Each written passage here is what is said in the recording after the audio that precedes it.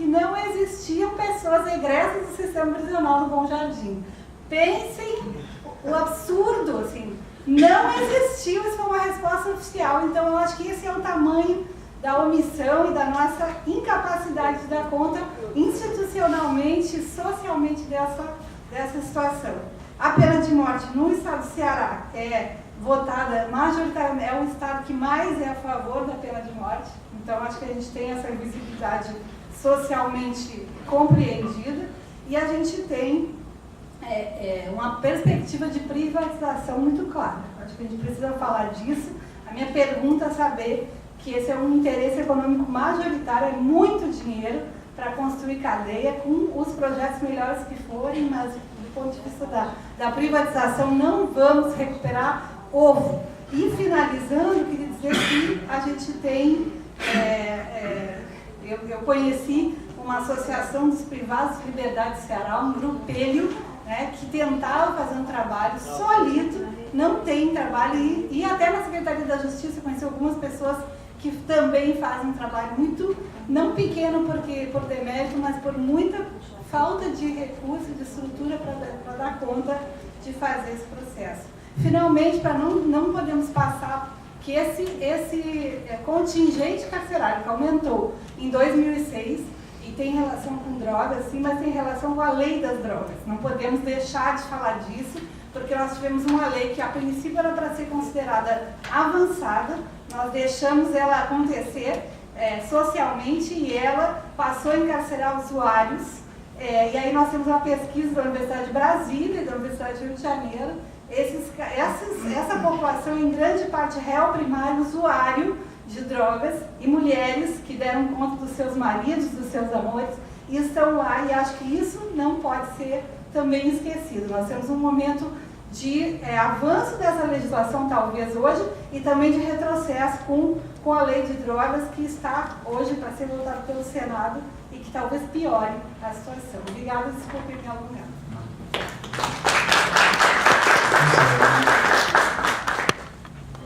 O meu nome é Jorge, eu sou do Conselho da Comunidade de Calcaia.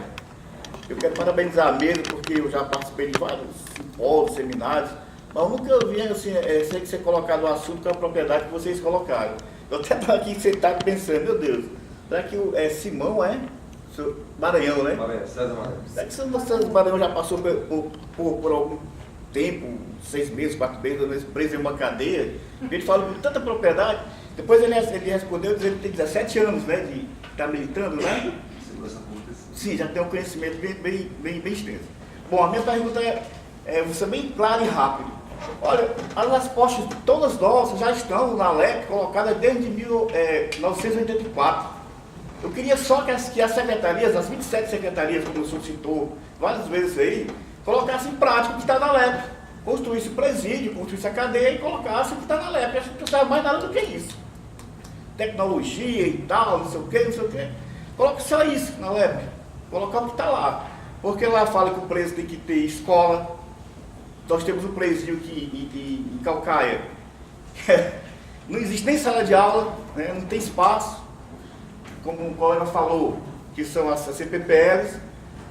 A parte estrutural, os senhores que são aí da secretaria sabem que funciona pelo milagre de Deus. A gente tem que entregar na mão desses senhores que estão aqui, que trabalham no sistema, o funcionamento deles, porque não tem como. Então eu gostaria só isso. A observação seria essa, e colocar isso que tem na LEP, no artigo, não lembro qual é o artigo agora, mas está lá dizendo que o cara tem que ter estudo. Aqui, o pessoal que é preso aqui nas cadeias públicas, eu nunca vi o pessoal receber pasta dentária, toalha, chinelo, que tudo isso, né, que a secretaria tem que dar. Não vejo nada disso. Só isso.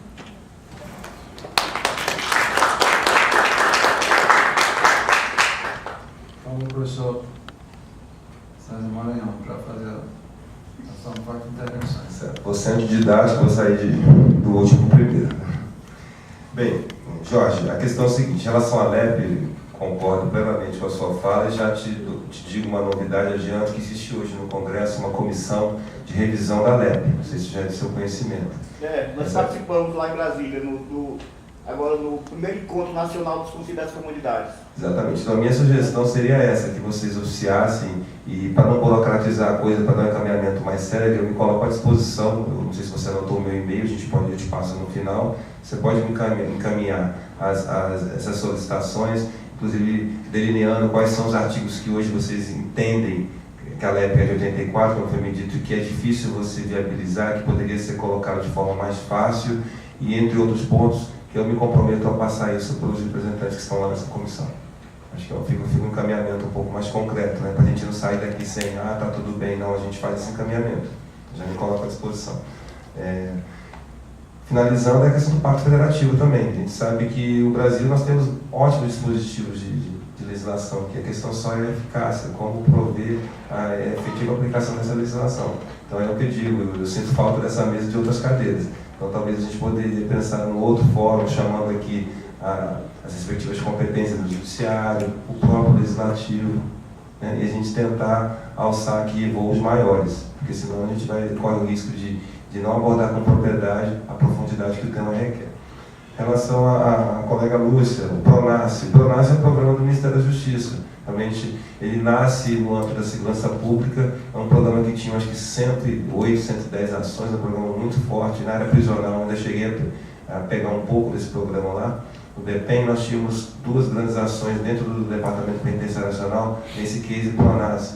Uma ação era de aparelhamento, nós concluímos essa ação, foram 19 milhões de reais de equipamentos de inspeção eletrônica, raio-x, detectores de metais, pórticos, com foco de dignidade da pessoa humana, de melhorar, diminuir a invasividade das revistas. Isso realmente tem um condão muito interessante, que a gente diminui aquela revista, os agentes penitenciários estão aqui, sabem muito bem a dificuldade que é, e você, por meio da tecnologia, você torna menos invasiva, ou seja, a pena não passa da pessoa do condenado. Então aquele visitante, não obstante, a gente sempre parte do princípio que são pessoas do bem ali, mas infelizmente algumas adentram a unidade com itens que são proibidos, inclusive do ponto de vista criminal.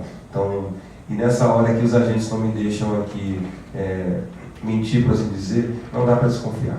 Os flagrantes, se a gente pudesse aqui retratar e mostrar, são pessoas assim de qualquer suspeita, inclusive em crianças. Bem, a questão das drogas também, Lúcia, que você abordou, realmente é discutível que esse incremento na população prisional hoje que nós temos se deve muito a essa questão das drogas. Cabe sim uma nova leitura dessa questão junto ao Poder Legislativo e de melhor entender e compreender isso, porque realmente é o problema da década hoje. O encarceramento dessas pessoas, e como eu disse, muitos de vocês aqui, eu tenho certeza nessa sala, essas são estatísticas, que eu tenho pessoas na minha convivência, famílias que estão passando com esse problema de drogas. Então, cada vez mais aquilo está saltando das telinhas das nossas frentes das televisões, ingressando na nossa vida. Infelizmente, é uma rotina que nós vamos ter que lidar com ela. Encarcerar é a solução? Deixa a pergunta. Questão da privatização. Acho que eu resumo essa questão da privatização numa palavra, governança. A pergunta é, nós temos governança para isso? Na nossa casa, quando a gente terceiriza alguma coisa, se a gente não tem a governança, você sabe o que acontece. Então, é esse pensamento. O que eu faço na minha casa, se eu fizer com a coisa pública, se a gente responder isso de forma simétrica, acho que a gente pode evoluir o discurso. Então, é uma questão de reflexão. O Departamento Penitenciário Nacional hoje ele estuda essas matrizes de privatização, seja ela a terceirização, que é o outsourcing que a gente chama, de alguns serviços, seja a questão das parcerias públicas-privadas, que é uma discussão um pouco mais profunda, que é o repasse de recursos para empresas que elas vão operacionalizar aquilo durante 25, 30 anos. E o que realmente tem que ser privatizado? Eu acho que a discussão é rica. Não vou aqui, nesse cabo de guerra, puxar para um lado ou para o outro, mas a discussão é muito bonita, muito bonita. Então, existem teses interessantíssimas sobre essa questão dessa privatização e vai chegar um momento que isso vai bater na nossa porta e não temos como deixar esse assunto adentrar. E estamos muito próximos disso. Para vocês terem ideia, os Estados Unidos, numa breve pesquisa que eu fiz no início do ano, eles terceirizam as escoltas de presos. Algumas escoltas de presos no âmbito do sistema prisional das promotoras de justiça são feitas por empresas particulares. Igual a gente tem empresas de valores, lá nos Estados Unidos, em alguns estados, tem empresas que fazem transporte de presos. Só para deixar para vocês pensarem. Sérgio, colega da Pastoral, em relação se, definitivamente a sua pergunta, que você enfatizou muito, se há alguma mudança aí em relação às telas já existentes, Porque eu digo para você, nós temos a resolução hoje que é a 09, que é a resolução que dita o que nós entendemos do ponto de vista, principalmente não só da arquitetura e engenharia, do conceito da dignidade da pessoa humana, esse ambiente tem que ter. Esse ambiente ali que é justamente a vivência, o módulo de celas, que é o cerne da unidade prisional. O que foi feito para trás é muito complicado de dar resposta. Primeiro, pelo Pacto Federativo. Independente se foi feito com recurso federal ou estadual, aquilo foi edificado a ela. Então, a pergunta que se lança, às vezes é interessante do ponto de vista estrutural, do ponto de vista do custo, da manutenção, depois você derrubar e fazer de novo. E eu vou te dizer outra coisa também. Com essa linha imaginária que nós delineamos aqui em novembro de 2011, novas unidades com padrões de ambiência muito mais favoráveis ao convívio humano, que vão começar a emergir aí, surgir, que vocês vão ver isso aí devagarzinho, vão fazer com que o próprio gestor administrador, entre aspas, se livre daquela herança, por dizer maldito, sob pena de ter, inclusive, questionamentos internos dos próprios encarcerados em relação a essa dicotomia. Um exemplo claro, eu vou tentar ser mais translúcido aqui, aconteceu nos Estados Unidos também em julho desse ano. Pela primeira vez, uma unidade que é tida como Big House, que eles chamam, unidades que tem uma população lá acima de 2.000 presos, essa unidade entrou em greve. Essa unidade entrou em greve, em solidariedade a uma outra penitenciária centenas de quilômetros distante, mais antiga, onde as condições de habitabilidade eram, por assim dizer, desumanas. Não estou querendo dizer que isso vai acontecer aqui, mas é uma prova muito clara de que você tendo duas situações convivendo, assim, completamente diferentes, isso pode dar problema para quem está gerindo a coisa pública aqui. Não sei se você captou o meu ponto de vista, mas para bom entendedor, o ponto foi uma frase toda, né? Então, talvez o próprio governante local aqui, diante desses dois aparelhos, não vou dizer que bom, não vou dizer que seria bom aqui, que nós temos muito que melhorar ainda, mas um ambiente favorável à dignidade da pessoa humana e um outro que não é, ele vai ter que dar jeito. Agora, nós não temos hoje recursos para poder trabalhar em relação a esse passado.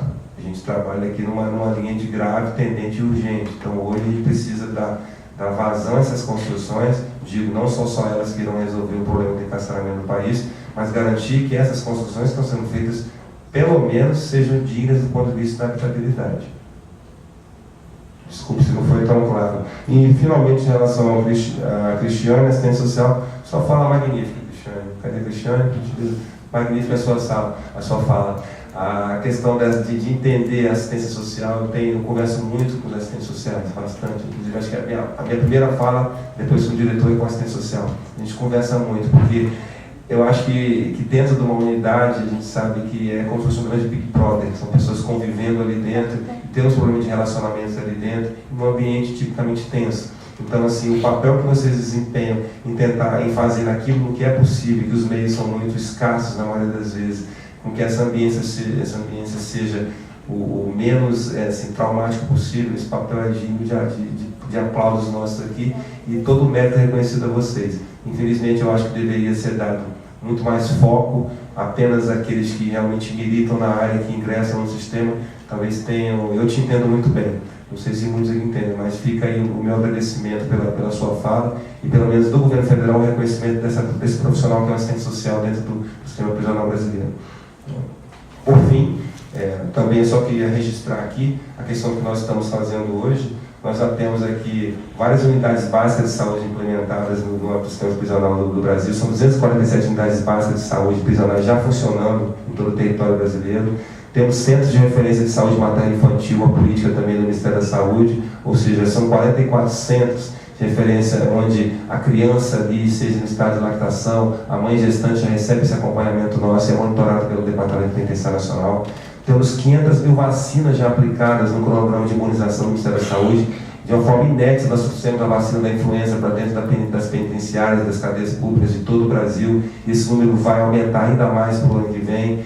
Incluímos, graças a Deus, dentro do programa Rede Segura do Ministério da Saúde, todas as mulheres grávidas gestantes dentro do sistema prisional. Então, essas mulheres hoje contam desde o trabalho, aquelas consultas de prevenção até o acompanhamento pós-parto. Isso está incluso também hoje.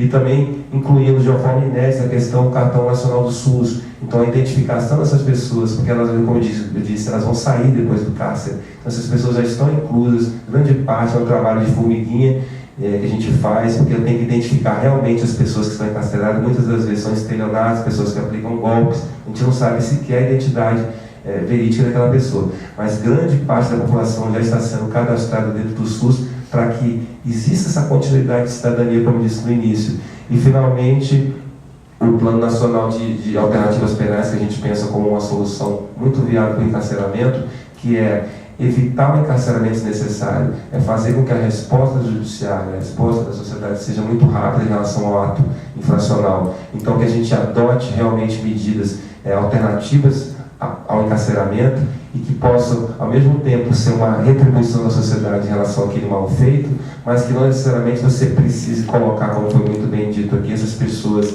em ambientes que possam muito bem agravar a situação dele ali dentro. E é o que a gente acredita bastante. Eu queria, só um minuto, vai já na próxima rodada. É só pontuar duas coisas que foram mencionadas aqui pelas pessoas dessa rodada. Pela Cristiane, falou da questão da mídia. Eu sempre tenho uma preocupação grande com relação à questão da mídia, porque falei isso no debate passado, vou repetir. A mídia demoniza, né? Todo dia faz uma apologia da demonização das pessoas presas e diz para que a sociedade tem que odiá-las. E nós temos aqui só no Ceará, o doutor César, 6 programas policiais diários de 1 hora de duração e que alguns ainda repetem em outro horário, dizendo isso, né? E nós não temos, queremos pensar o sistema penitenciário, não temos espaço de manifestação, nem mínimo. Hoje houve um rádio-debate na FM universitária sobre esse tema, mas isso é uma vez na vida, né? E a gente tem um espaço. Então, eu tenho uma preocupação grande porque essa pedagogia da despossuição, que retira tudo do sujeito, ele é transversalizada para a sociedade inteira, todos os dias, né? Por essa mídia, não digo nem a mídia convencional, o Jornal Nacional, que eu li há algum tempo que a Globo determinou que 30% do Jornal Nacional tinha que ser sobre violência, né? Mas a mídia especializada, né, policial, que é terrível, cruel, né? E quanto à questão da privatização, que a Lúcia Bertini falou, se referiu, aqui o Ceará foi pioneiro nessa experiência da privatização, né? Mas que foi inviabilizadas depois de um grande debate, o sindicato dos agentes, né? Porque então nem concurso para a gente faz torno de 3 a 4 décadas que a Secretaria de Justiça não faz concurso para servidores, a não ser para agente penitenciário, e se tem progredido o programa de privatização, nem agentes têm entrado mais que de 2007 para cá entraram 1.500 agentes, né? Até 2007 tínhamos 350 nessa faixa. Enfim, mas aí foi viabilizado por uma questão constitucional, um argumento constitucional, porque a segurança não pode ser colocada na mão de terceiros, né? É uma questão de Estado. Mas o setor privado vai sempre voltar, isso está voltando, né? Porque o projeto de privatização é um projeto de hotelaria com lotação permanente garantida, né? Então, a gente tem que estar muito atento para isso, porque vai sempre voltar essa questão. Por favor, você. Só dando uma continuidade, me permita aproveitar esse momento. Não é toda vez, não é sempre que quem visita o sistema se depara com alguém do DEPEN aqui na cidade, né? Então vamos aproveitar esse momento. E um tom aí de cobrança, nós temos uma unidade CPPL5, e aí a data base que o senhor falou de 2011, então creio que essa obra já deve ter sido solicitada antes, mas que não foi levantada. E na sua fala, para esclarecer, foi que é muito mais oneroso, em determinada situação, reformar e mais viável levantar uma nova, né? Derrubar e levantar uma nova, em determinada situação. Nessa, dependendo do estudo, né? Isso tem que ser isso, feito um estudo caso a caso, né? Nessa nova, aqui no estado do Ceará, que é a CPPL 5, tá? Tem como o senhor nos dar um retorno se está dentro desse plano arquitetônico e se não tiver, já que ele não foi levantado, como é que se pode assim, trabalhar no estadual? Não é assim? A da Calcaia? Não, assim.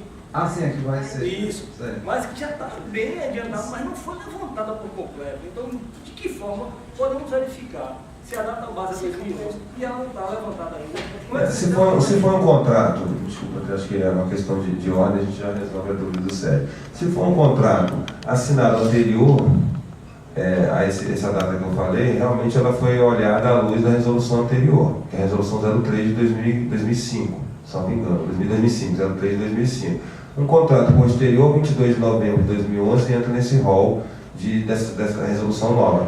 De qualquer forma, ela tem olhado essas duas resoluções. Agora, o que eu recomendo é o que a gente pode fazer uma imersão dentro desse contrato e verificar. Agora, eu peço, Sérgio, até uma aproximação dentro da Secretaria de Justiça para saber se essa fala, com todo o respeito que eu tenho ao seu comentário aqui, e assim eu tenho que sempre ressaltar isso, é que se essa fala ela é da pastoral junta com a secretaria, a gente sabe que tem problemas, mas saber se realmente, me desculpe, vou ser bem claro, me desculpe a metáfora um pouco pobre aqui, fica igual reunião de condomínio, cada um diz uma coisa, então tem que saber que se realmente o condomínio todo pensa esse raciocínio que você está dizendo.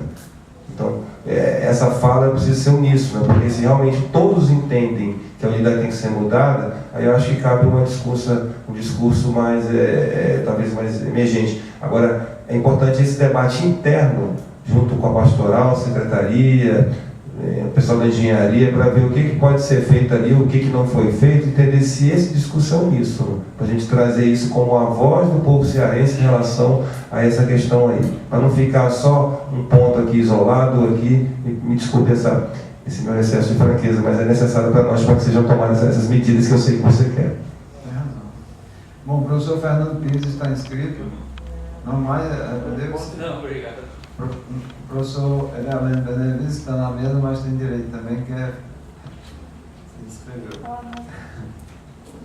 Eu me preocupo muito com essa colocação, a mídia demoniza, como se a mídia tivesse um poder muito grande, né? Eu contraponho isso o fato de que grande parte das pessoas dos apresentadores de programas policiais são eleitos, né? Então isso significa dizer uma aceitação da sociedade, né?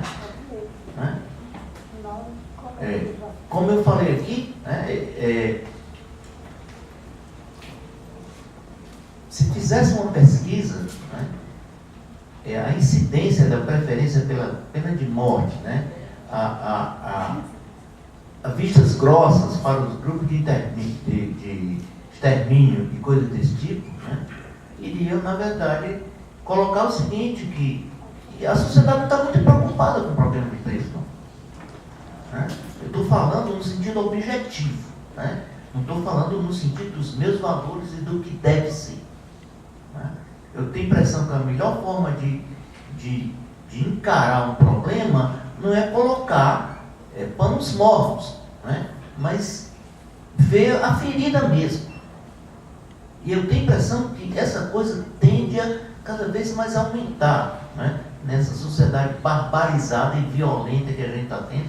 Eu acho que o Silvio colocou muito bem, né? Quando colocou a arquitetura do medo, né? Do medo, né? A arquitetura do medo, né? Reproduz essa violência, tá? Por exemplo, porque as pessoas gostam tanto de ver uma apreensão policial, não é? O que acontece? Para mim acontece uma sanção disso. O público está lá, está aplaudindo, está sancionando a positividade dessa repressão, está sancionando que essa violência é necessária. Eu não estou fazendo um discurso fascista.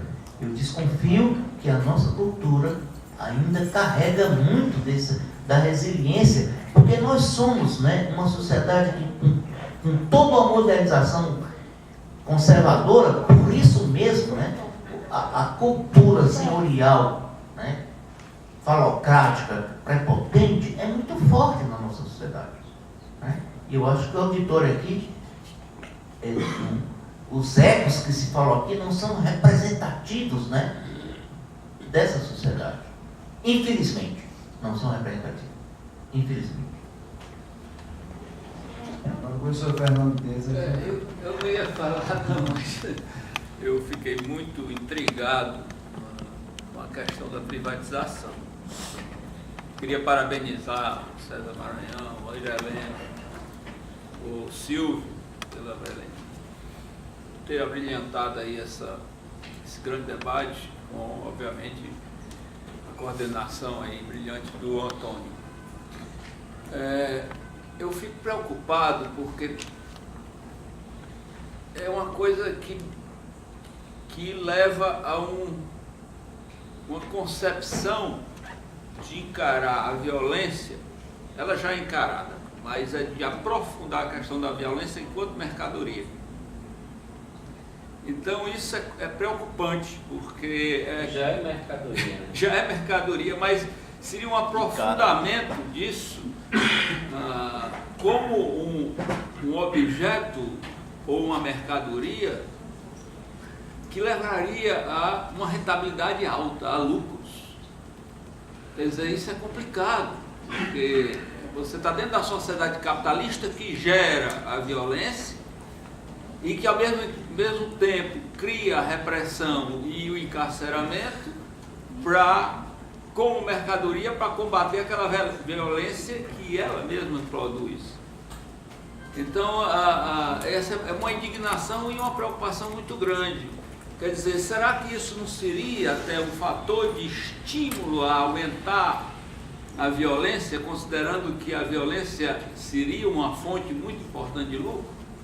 Isso é uma questão. O segundo ponto que eu queria colocar, e que eu fico muito intrigado, eu não sou especialista na área, então aprendi muito aqui, mas me parece que quanto mais a pessoa sobe na hierarquia do crime, mais ela é privilegiada, até como direitos humanos. Se você vê aqueles caras que vão para as cadeias de maior segurança, eles têm todo um aparato. Eles têm uma cela própria, eles têm a privacidade, eles têm televisão, eu não sei nem se tem ar-condicionado, pode até ter, certo? Então eu fico assim muito preocupado com isso também. Você tem a hierarquia dentro do sistema, a hierarquia entre eles, além das questões de faixa etária, questão de gênero, uma série de coisas. Então eu também fico preocupado nessa coisa do despossuído, né? Nessa questão sociológica, nessa questão econômica, do despossuído. E eu fico me preocupando, eu até estava falando aqui com a minha colega Célia, dizendo assim, um pensamento absurdo, né? Mas se você produz uma cadeia maravilhosa, será que isso não vai ser uma atração? O cara que vai querer morar lá, né? Uma atração para quem não tem nada, que ele já vem numa situação que não tem nem onde... Como você falou mesmo aí, né, no início, você está entendendo? Então, quer dizer, são coisas assim que a gente fica imaginando onde é que estão as cabeças, onde é que estão as coisas, não é? Você está entendendo? Eu gostei muito da fala do Silvio, do Iraleno também, quando colocaram as questões, como seria essa questão realmente da recuperação? Será que é uma prisão mesmo? Será que a gente não precisa transcender, não precisa discutir uma nova sociedade? E também outra coisa que me intriga nessa discussão é que se colocou exemplos dos países mais carcerários, né? Você tem exemplos do capitalismo selvagem, ou capitalismo mais liberal americano. Você tem um exemplo de um país ex-comunista, que é a Rússia. Você tem um exemplo também de um país comunista, metida capitalista, que é a China, mas aí tem 1 bilhão e tantos bilhões de pessoas. E você tem o Brasil, que é uma loucura de capitalismo selvagem, com não sei o que, mil coisas. Mas você tem exemplos de situações dentro do capitalismo, sou contra esse sistema, tudo, mas tem exemplos dentro do capitalismo, onde o Estado é forte, onde se conseguiu, de certa forma, avançar nos direitos humanos e nessa questão carcerária, eu acredito, né? Na própria Europa, etc. Então, quer dizer, às vezes quando se coloca assim, determinados exemplos, se coloca como eles sendo os padrões, né? E fica complicado porque você tem que ver no geral, assim, né? Entendeu? Então, eram só algumas considerações sobre o debate. Pode continuar aqui? Todos os senhores falaram aí, e bem expuseram, com bem conceito que vocês falaram sobre pesquisas internacionais, que no Japão, na China, não sei aonde aí, os números. Por que nós não vamos buscar em pesquisas bem próximo da gente aqui, em Minas Gerais, a APAC, que muita gente não gosta dessa sigla, mas nós temos a APAC bem aqui. Se for para números de APAC, em 33 anos, ela tem 0,17% de presos que retornaram para o presídio. Fuga é 0,7%. Não existe. Fuga. 7% não é nada. É meio dedo de um homem que foge por ano? Não pode. E por que nós os senhores lá do Ministério da Justiça, façam uma visita à APAC, vejam o método. Eu passei 17 dias dentro do presídio, eu tive dentro do presídio da APAC, passei 17 dias lá, vi maravilhas, preso cuidando de preso, o próprio preso com a chave das celas, né? O preso indo para o fórum, sendo escoltado pelos próprios presos. Achei aquilo uma maravilha. Gente, ó, ele falou ali do semiaberto. Olha, eu fiquei assim, eu esperei de 9 horas da noite até às 11 horas, 26 presos que saíram, pegaram o vale transporte na direção, pegaram o ônibus, foram para o curso do Senac à noite. Eu fiquei lá esperando eles voltaram todos os 17. Voltaram normal. E uma coisa que eu achei assim incrível, que não existe nem na lei, todos passaram pelo bafômetro. Talvez tenha ingerido alguma bebida, né? Achei aquilo ali maravilha, isso ali. Lá tem 8 horas da manhã, 7 horas da manhã, todo mundo se acorda, vai tomar café. Quem estuda vai para o colégio, quem trabalha vai para o trabalho, tudo isso dentro do complexo, né? A Fiat tem um programa lá dentro, né? Que é de limpar peças de carro. A Ego também tem outro programa lá dentro também, que é o cara limpar peça de carro também. Lá dentro tem criação de porcos, todo mundo trabalha, ninguém fica sem fazer nada. Eles têm oficinas de fazer cadeira de praia, um negócio que não entrou na minha cabeça. Em Minas Gerais o cara produzir cadeira de praia, mas eles exportam, né, para os outros estados. Eu achei uma maravilha. Até peço para o senhor, não sei se o senhor conhece, que o senhor ia até lá, conversar com o Valdeci, que é um cara que doa a vida por aquilo ali. Ela disse que, já falando de mudanças, né, de dentro de presídio e prisões, eu creio que o exemplo está bem aí, no nosso quintal, na PAC, bem aí em Minas Gerais. Não sei o que o senhor vai achar, vai falar. Vamos lá. Professor Fernando, em relação à questão acho que do binômio aí, que é um negócio sobre essa gestão da privatização, né? Eu coloco o seguinte, esse copo pode estar meio cheio ou meio vazio, depende do ponto de vista, né? Para uns é meio cheio, outros é meio vazio. Então, por isso que eu disse, quando a senhora brilhantemente comentou, a questão da privatização é algo que nós temos discutido de forma muito séria. Então, eu mesmo sou uma pessoa ainda um pouco cética, tem hora que eu tento mais para o outro lado, tem hora que eu volto para cá. Então, eu estou aberto para escutar o convencimento. Então, eu vou colocar vou lançar aqui uma outra questão para o senhor, uma reflexão, para talvez auxiliar aqui o grupo, a gente tentar aqui já partir com uma nova rodada de raciocínio. Realmente, sim, é uma visão de negócio. Como foi pedido pelo professor Antônio aqui, não falta cliente.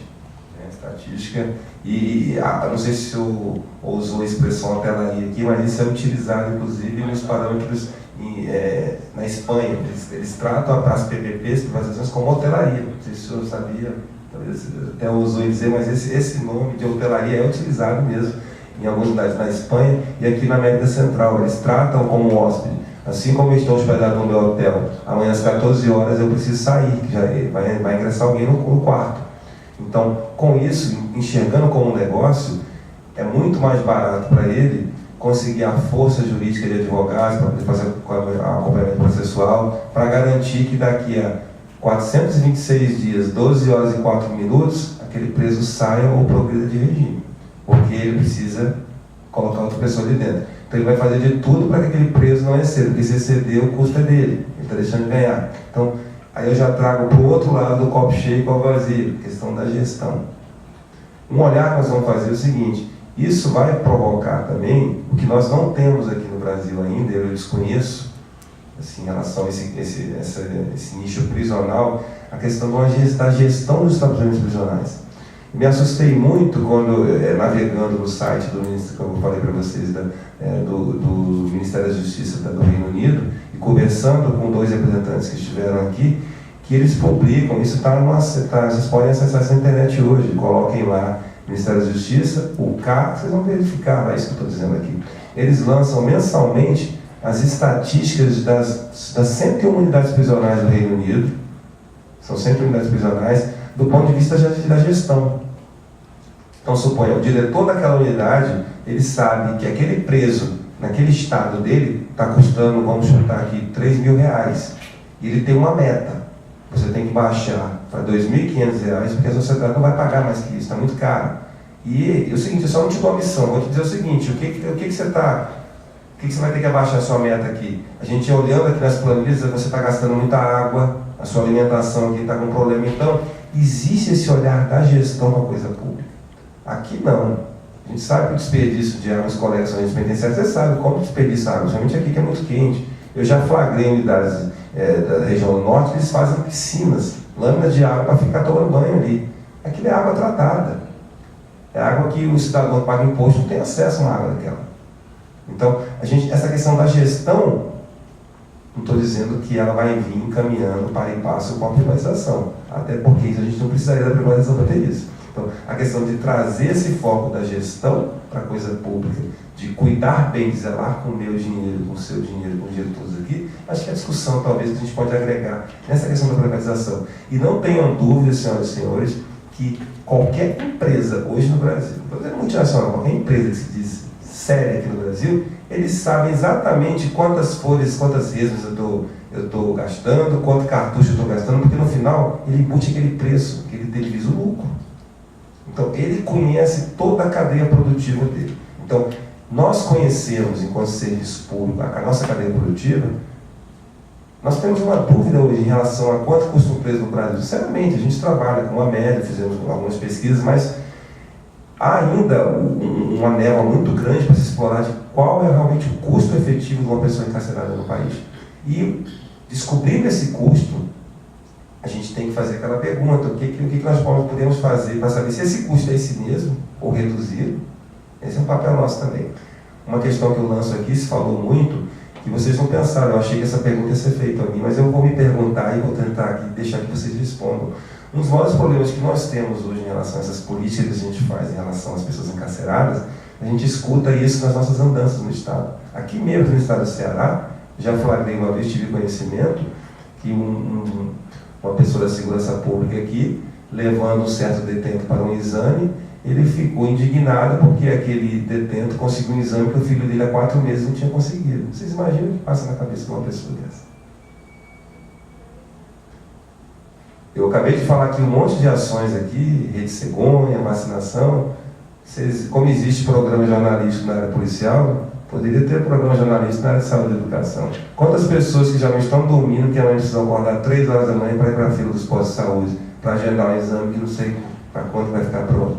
São pessoas, tudo bem, pessoas que pagam seus impostos. Então, isso também é um tema de reflexão.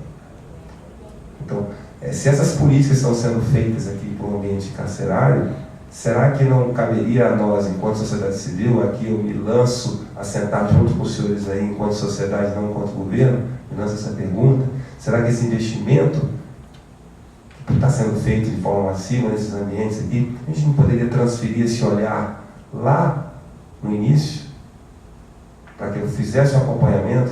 As colegas da assistência social saíram ali, mas acho que era uma fala bacana para elas levarem isso. Será que o custo do investimento... Ah, está aqui. Obrigado. Será que esse custo que eu poderia reverter para a assistência social, resumindo, não ficaria talvez mais barato se eu colocasse um assistente essencial por família acompanhando? O custo social que eu ia ter disso, não tenho respostas, não sei dizer aqui, são só relações. Talvez alguém que já vem aqui uma jornada desde meio-dia, está até um pouco cansado, me perdoe. Mas essa reflexão nós temos que fazer dentro da questão de negócio e de gestão. Acho que privatização, por privatizar, não vai resolver. Mas tendo o conhecimento, se eu tenho capacidade de ter a governança, constitucionalmente nós temos limitações do que nós podemos ou não passar, do ponto de vista da segurança, eu acho que é um assunto que cabe a um debate muito rico ainda. Faltou outro ponto. A relação à PAC. O colega comentou. Antes do senhor responder, o senhor falou em valores de preço, né? O senhor Antônio aqui. Um preso hoje no estado do Ceará custa R$ 1.615, né? Mais ou menos isso, né? Não sei. Não? Sabe qual o valor? Não? Vamos supor que seja 1.615. Na APAC, só para completar, na APAC ele custa 487. Nós conhecemos a APAC. Pronto. Conhecemos muito bem a APAC. Certo. Já estivemos na APAC. Inclusive a APAC, a gente ousa dizer que a APAC não é um conjunto de partidos arquitetônicos. A gente entende a APAC muito mais do que isso, como um sistema de gestão própria ali. Mas ela tem que ser entendida no contexto da administração penitenciária de Minas Gerais. A gente entende muito bem isso.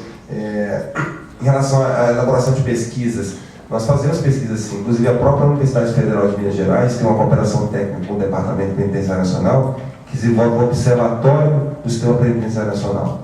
Hoje estão sendo feitas nesse momento inúmeras pesquisas que agregam questão da ressocialização, questão da educação. Algumas teses estão sendo escritas nesse ambiente e acredito que com um espaço bem curto de tempo a gente vai torná-las públicas. Então, essas pesquisas são feitas. Agora, a dificuldade é o que a gente chama de customização. Eu tenho cases excelentes no Brasil, mas quando a gente tira de lá e coloca em outro lugar, não dá certo. Assim, eu tenho 3 filhos na minha casa. Os 3 eu crio com a mesma comida, com o mesmo carinho, mas são 3 pessoas com personalidades diferentes. Então, assim, existe algo por trás, que é o que eu lanço aqui. Não é só os aparelhos, não é só a rotina. Tem as pessoas também ali por trás. Então, você simplesmente trazer aquela experiência e rebocá-la num guindaste, lançar no outro estado e esperar que vai funcionar, acho que a gente está um pouquinho longe. Então, assim, existe um trabalho de contextualização, de entender o que é feito ali. Muitas dessas boas práticas estão sendo levadas. Exemplo de Goiás, que eles estão lançando agora um galpão, estão fazendo uma cidade industrial em volta do complexo. São 20 mil metros construídos por empresas que estão lançando ali os seus nichos de montagem para que os presos ali trabalhem e elas, assim que ganharem liberdade, já retornem para essas empresas. Então, existem alguns cases de sucesso que a gente está analisando. E a APAC tem, no nosso projeto de referência, nós utilizamos os conceitos da APAC. Agora, infelizmente, a gente precisaria levar muito mais do que o conceito, precisaria levar também as pessoas em forma de gestão. Então, o problema é muito maior. Passa por uma visão até um pouco mais holística da coisa. Entender como é valorizado aquele profissional que cuida, qual é a carga de ressocialização, de socialização que está sendo dada àquele preso, qual é o tipo de preso que ele passa pelas comissões técnicas de classificações. Existe um discurso muito maior ali, mas eu posso dizer que nós conhecemos a PAC, sim. Mas quando vocês falam assim, que existe alguma coisa muito grande por trás, existe um estudo por trás, por que não faz esse estudo ser verdadeiro, ser colocado para todo mundo? Porque o que eu tive lá, eu vi logo, eu vi em prática, eu vi assim que o bem maior de todos nós que trabalhamos na área aqui é o bem maior do preso, né? É o preso estar bem quando ele está preso, é o preso ter um médico, é o preso ter assistência jurídica, é o preso ter a sua religião. Não é isso que nós queremos? Sim, a ideia nossa é essa. Agora, o cuidado nosso também, a gente começa a entrar, a gente fica com muito tempo numa situação, a gente começa a ficar muito íntimo. E isso é complicado. Uma vez no estado do Mato Grosso do Sul, nós fizemos uma solenidade de inauguração de 3 centrais de penas alternativas. E nós fomentamos o recurso para essas centrais de penas alternativas. E eu fui representando o Ministério na época. Rodamos ali no interior do estado, junto com o procurador, muito bem recebido, foi ótimo. Mas assim, eu não poupei a minha fala. Isso foi exatamente no ano de 2010. Falei, olha, nós estamos hoje, exatamente eu lembro, era muito frio, era agosto de 2010. E a minha fala foi exatamente o seguinte: isso é apenas um empurrão, é um convênio, é um fomento. Daqui a 2 anos, o governo federal vai parar de fomentar. O que é que vocês vão fazer? Porque senão nós teremos uma placa, uma faixa, uma banda de música e vai acabar. Ficaram só as fotografias. E vocês já sabem qual é o final da história. Então, existe muito mais. A gente pode levar as experiências, colocar lá, mas tem algo mais que precisa ser feito para que a gente garanta. Aí eu entro nas limitações aqui, desculpe se estou sendo um pouco evasivo também, mas eu fico preso em relação ao Pacto Federativo.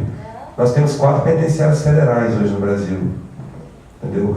A governança está sob o governo federal. Nessa a gente tem como impor um padrão de qualidade, porque elas estão na governança do governo federal. Hoje nós temos 1.600, em torno de 1.500 unidades prisionais em todo o Brasil. Mas eu não posso ditar o que cada uma delas pode fazer, tem que fazer. Eu preciso antes passar pelo crivo do Estado e do Distrito Federal. Então, mas de forma ainda muito lenta, a gente está tentando, por outros mecanismos de argumentação, colocar, através desses elementos de socialização de da pessoa humana, que não é a melhor saída, é a saída. É você humanizar o sistema. Não existe outra saída. É humanizar o sistema. Bom, eu acho que a gente já precisa encerrar porque o tempo Quase uma mesa redonda. Agora, eu quero só fazer então umas considerações sobre a provocação que foi pretendida com esse debate, como quando se fala de arquitetura das prisões como um não espaço, quando se perguntou da relação da execução penal com a sociedade, e eu com isso. Porque, de fato, as prisões, elas são esse lugar pensados para cercear, né, de cerceamento de relações com a sociedade, com a direção, com a cela vizinha, com cerceamento de sociabilidade. E esse sujeito vai voltar para conviver com a sociedade. Então a gente precisa, eu acho, continuar pensando nessa questão ainda durante muito tempo, por mais que o Ministério já tenha proposta, como o Dr. César disse, né? O que está sob gestão da federal tem padrões, né? Porque, inclusive porque o Ministério segue orientações da ONU e tem é filiada a questões internacionais que também vigia, são fiscais do sistema penitenciário brasileiro. Mas eu acho assim, que minimamente a gente pode refletir o seguinte: se prisões feitas para 500 pessoas, que é o que o Ministério recomenda, né, se eu não me engano, no máximo 500 pessoas. Dependendo do tipo de encarceramento, nós temos até números maiores até. Mas aí existe uma tendência muito forte da gestão de reduzir os números. Penitenciárias, onde vocês vão cumprir penas longas, né? Bom, mas se uma prisão é construída para 500 pessoas, eu acho que é lógico, o que eu chamaria de prisões proporcionadas, ela deveria ter espaço de forma, sala de aula para 500 pessoas, oficina de trabalho para 500 pessoas, espaço de sociabilidade para 500 pessoas, de lazer, de prática de esporte, porque o banho de sol é uma vez por semana nessas prisões, né, com esse modelo não relacional, uma vez por semana, e olhe lá, porque ainda tem muitos sérios problemas com esse meia hora de banho, 1 hora e meia hora de banho só por semana, né? A questão da privatização, né, que vai sempre retornar, eu acho que as prisões hotel, o modelo de hotelaria da Espanha, eu não sei se serve como referência para a gente, né, porque nós temos a Espanha, né, nós temos a Espanha, nós temos outra realidade, temos um capitalismo selvagem mesmo, né, um capitalismo retardatário, dependente, subordinado e colonizado. E nós não conseguimos. Será que a gente pode pensar um modelo mais avançado para as prisões, como as prisões de hotelaria, o modelo Talvez esse modelo esteja muito distante da gente, talvez o modelo de gestão privatizada, talvez a gestão da APAC esteja mais próxima, porque é uma realidade concreta, já existe, é possível, está aí. Né? Que seria também uma prisão onde o Estado não está presente na sua gestão, é a comunidade que administra aquela prisão, né? Não é a primeira experiência. São Paulo teve lá, São José dos Campos, teve uma prisão assim, né? Que na época o nosso subsecretário foi visitar e foi recebido, ele estava esperando ser recebido pelo menos por um diretor, foi recebido no aeroporto por um preso, né? Que foi excepcional. Então é possível uma outra experiência, né? Eu não sei se da privatização, da gestão privatizada do modelo essa questão, eu acho, né, que o Irelian também colocou como a violência como mercadoria, né? Eu acho que está na mesma, o Fernando está na mesma esteira da questão do vertiginoso crescimento das empresas de segurança, né? Que estão tomando o discurso que o mundo é um lugar muito perigoso, né? Serve desde a questão do terrorismo a outros discursos, né? Servem, eu acho que é essa. E há outros, por exemplo, há uma tendência de um processo de militarização de tudo, né? Tudo precisa ter polícia, precisa ter segurança. Por exemplo, há um projeto de transformação da categoria de agente em polícia penitenciária, né? Criação de mais 2 polícias, são as polícias penitenciárias estaduais e a federal, o que significa não só criar essa polícia, mas significa quartéis, significa toda uma estrutura, né, de armamento, enfim, que envolve um mercado, né, que é interessante para alguns segmentos, né, dentro da lógica capitalista, do modelo capitalista, e da ética capitalista, da qual nós não escapamos porque estamos imersos nela. Né? A gente nem percebe, às vezes, o que de fato, onde estamos, em que águas estamos nadando. Enfim, esse debate sobre a questão das prisões ainda vai tomar algumas décadas das nossas vidas, enquanto a gente tiver à disposição e das gerações futuras. Mas eu acho que tem perspectiva, já está posta, já tem experiências postas que dá perspectivas. Né? Até que ela desapareça, né? Até que ela desapareça, como dizia a Cora Coralina, né? Não tem prisões. E eu acredito nessa utopia. Quanto mais a gente aproximar a execução da pena, uma outra tese que eu espero que vocês passem a ter, conheçam no futuro, que é o que eu chamo de comunitarização da pena. Em vez de fazer grandes presídios e afastar as pessoas das suas origens, trazer a execução penal para mais próximo da comunidade possível. Agora precisa de políticas públicas para isso, né? Tanto para se construir um novo modelo desse tipo, como para criar essa relação da execução da pena com a comunidade, com os seus afetos, as pessoas que... Para mim, um exemplo excepcional disso é aquele senhor que descobriu o filho fazendo assaltos lá né? E resolveu, né, pagar... Devolver o dinheiro. Pagar. E uma frase que ele disse, para mim, é muito significativa dessa possibilidade de que o sujeito só pode ser recuperado pelos seus afetos, pelos que lhe querem, né? Porque diz assim, eu estou pagando essa dívida, mas ele vai pagar a mim. Eu sei, porque eu sei que ele é um batalhador. O pai sabia que aquele assaltante que foi flagrado em 2 câmeras no posto de gasolina numa farmácia era um trabalhador, um batalhador. Disse assim, ele vai me pagar porque eu sei que ele é um batalhador.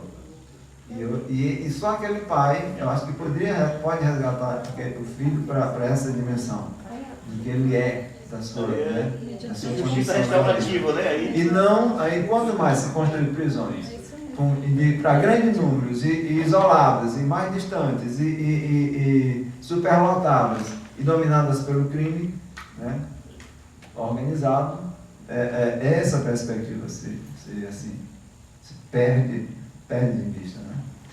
Então, acho que a gente, apesar de já estar há tanto tempo no sistema penitenciário, já posso me aposentar a qualquer hora, porque já estou lá desde os 19 anos, eu ainda não desisti de continuar e debatendo essa questão, e acho que talvez contribua mais, possa contribuir mais, até de fora, porque a gente, quando está dentro, fica muito engessado, né?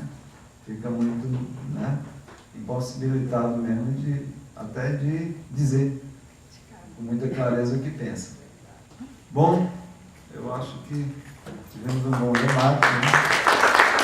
Agradecer ao professor César, porque não tivesse a presença do Ministério aqui, que é quem pensa, tem minimamente uma política, os Estados, né, não tem uma política, né, nem respeitam a política que o Ministério, as orientações do Ministério, não faria esse debate, teria ficado muito sem alguma dimensão muito pequena. Obrigado aos só dizer que nós vamos ter outros debates, né? No dia 13, né, sobre a questão da redução penal. E depois vai continuar essa discussão sobre violência e direitos humanos com a questão da violência contra a mulher, violência contra os jovens, etc.